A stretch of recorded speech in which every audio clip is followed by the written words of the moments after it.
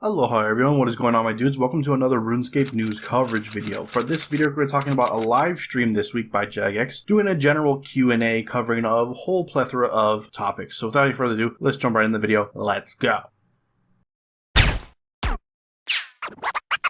Cats is the illest. What you talking about, Willis? Alright guys, this video, or the live stream itself, was actually kind of all over the place, so I've tried my best to try to consolidate things into similar categories to make it as easy as to follow. So, let's just jump right into it.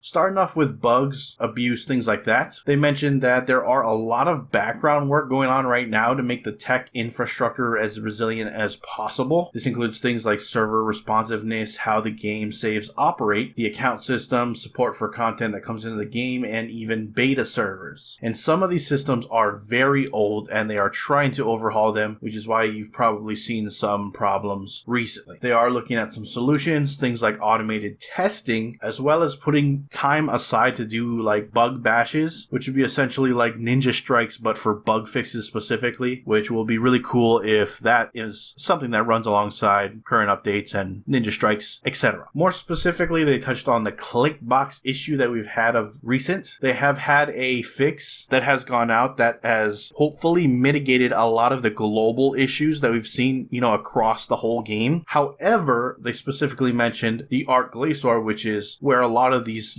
problems arise originally, or seemingly arise, but there is a fix on Monday specifically for the problems with Art Glacier. So if you are concerned about that, just wait till Monday and that'll be sorted, hopefully. Next, they talked about the Elite Dungeon 3 bots and have said that a large part of the work to tackle this problem has been done. That said, it has been stalled due to a balancing problem, and they need to gather more analytics in regards to what's going on here, because they don't want to make changes that will make the Elite Dungeon less viable for any legitimate players, but they do want to stop those who are just farming it over and over again. And in fact, Mod Orion has been tasked for the next 2 weeks to work on this problem specifically, so hopefully we'll hear more information about that in the coming weeks.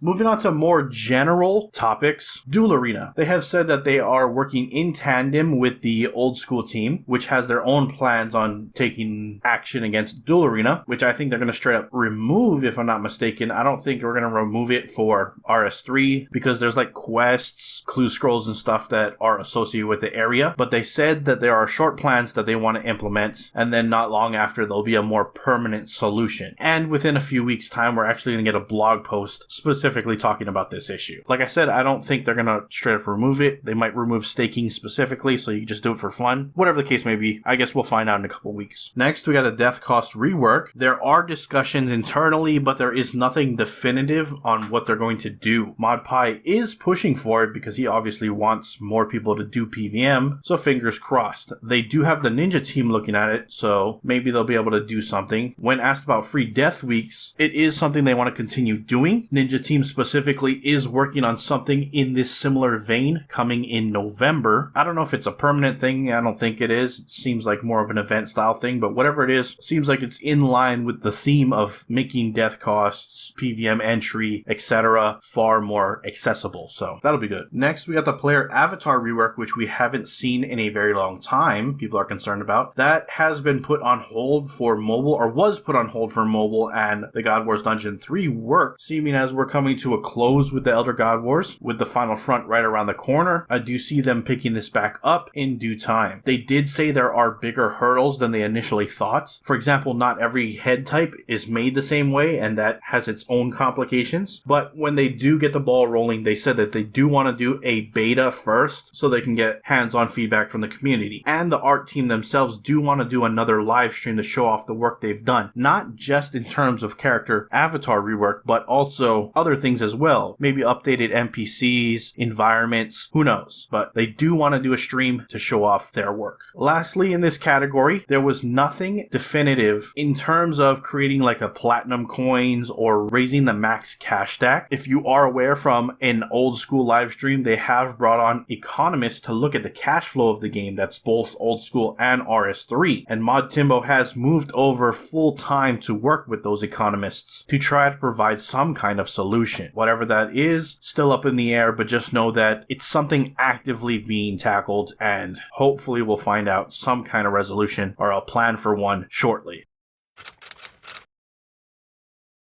Next up, I'll briefly touch on microtransactions. Recently, we've been seeing these bundles come to the game through bonds, and people have asked about it. They have said that this is a new way to test avenues for monetization, which is pretty obvious. They're trying to do things that'll move away from the randomness. So for these bundles, you know exactly what you're paying for, which is good. They also said that they recently improved things that you receive, like from the treasure hunter. They also made the probabilities much more obvious to bring more value to the player, which I guess is a double-edged sword because it makes treasure hunter more powerful, which I know a lot of people are not going to be happy about, but at the same time, if you're somebody who does purchase these things, you're getting more for your money, so it's technically more consumer friendly. So I don't know, it's weird. Let me know how you feel about it. Last thing I'll briefly touch on for this is that they are still looking to bring back the walk animations from previous events, and that is more than likely coming from the Oddment store. So stay tuned for that. If you're particularly after a certain walk animation, I don't think it'll be very long before you'll be able to get your hands on it. Now, taking a look at combat, they said in terms of melee, they are not looking to add something to the new tier 95 melee weapons. The current spec is the way it is because it is designed to be niche. No plans to do anything with melee right now whatsoever, actually. And they said if they do plan on doing something with melee to improve it, it would likely be as a whole to the way melee works as a style, as opposed to tweaking the one or two maybe weapons or a special or anything like that. So there's that. In terms of balancing all three combat styles, this is something that they said they are never going to try to achieve. They said it's far too boring to have all three styles equally balanced. That said, they do want them close and they want each style to be viable in PvM, so there's no like big disparity between the styles, but they will always be fighting for who's top dog, and they're perfectly fine with that. Now, talking about defensives and shifting them over off of the global cooldown, they said that this is not something that they want to do as a whole. All of the defenses we have in game are already super powerful, so not something they're looking to move off global cooldown. They said freedom, due to its reactiveness, is a possibility that they could do. However, like anticipate or any of the other defenses for that matter are something that you should incorporate into your rotation ahead of time and therefore should not be, removed off global cooldown. But freedom is a candidate. Finally, there is a replacement for 4-tick auto attacking designed already. It just needs to be greenlit to go into the game and ultimately needs to be decided if it is balanced enough and doesn't push Magic over the edge once again, at least not far over, because ModPie said that his replacement design is stronger than 4-ticking, so they do have to be weary about how they want to implement it, and there is no promises if and when that ends up being a thing.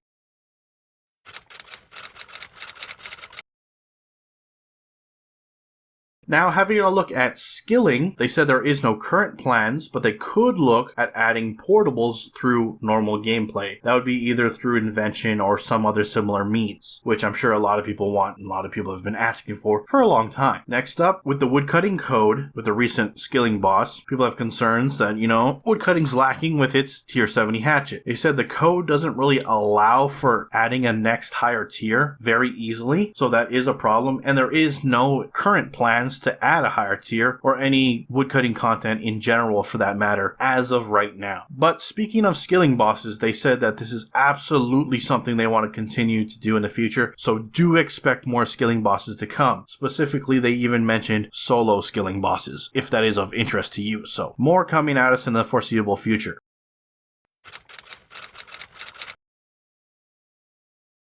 Next up, there's one thing I want to touch on with Iron Man. They have said that they want to allow Iron Man players to group up for dungeoneering. There is no design reason on their end that they can see to not implement it, and they have spoken to Ninja about it to make it work, so we'll see where that goes. It's not a promise that it will come, but it is something that they want to do.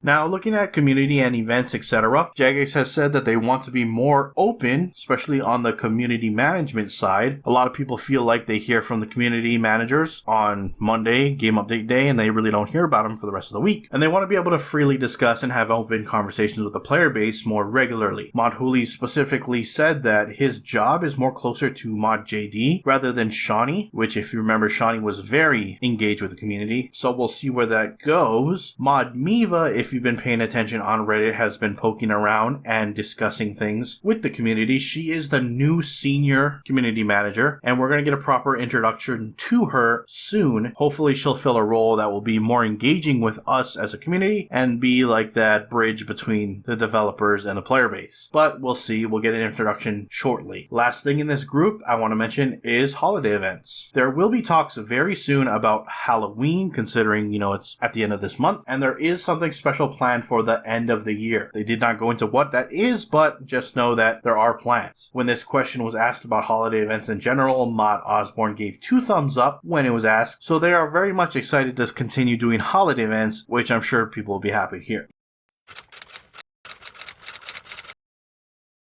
And lastly, I want to touch on the future. They've been very vague about this particular part of the Q&A, but I'll just briefly touch on what was said. In terms of the story, 2022 will have bits and pieces of the current stuff that's going on in terms of the lore, etc., bleeding into that year. However, once it's completed, it will almost immediately move into something new narratively, which will be exciting. Looking at 2021 will be a good way to understand just about how many combat encounters they want to do a year. Could be more, could be less, but they want to aim for around the frequency we've seen this year. The episodic release of the Elder God Wars Dungeon is something they're very happy with and want to continue in terms of that release structure. So they say expect 2021, but even better. And then lastly, environment reworks are on the table. They need to find ways to make them meaningful and blend into the narrative that is going to happen in 2022, but definitely something they want to do. Update some of the older areas of the game with a fresh lick of paint. So I'm very excited about that. And that is pretty much it for the live stream. Let me know what you guys think about anything discussed in this video down in the comments below. I'd love to hear your thoughts. And I'm going to wrap it up there. If you enjoyed it, hit that like button. If you're not subscribed yet and you want to stay up to date on all things RuneScape related, hit that subscribe button. Anyways, I appreciate you watching. I am out. Aloha.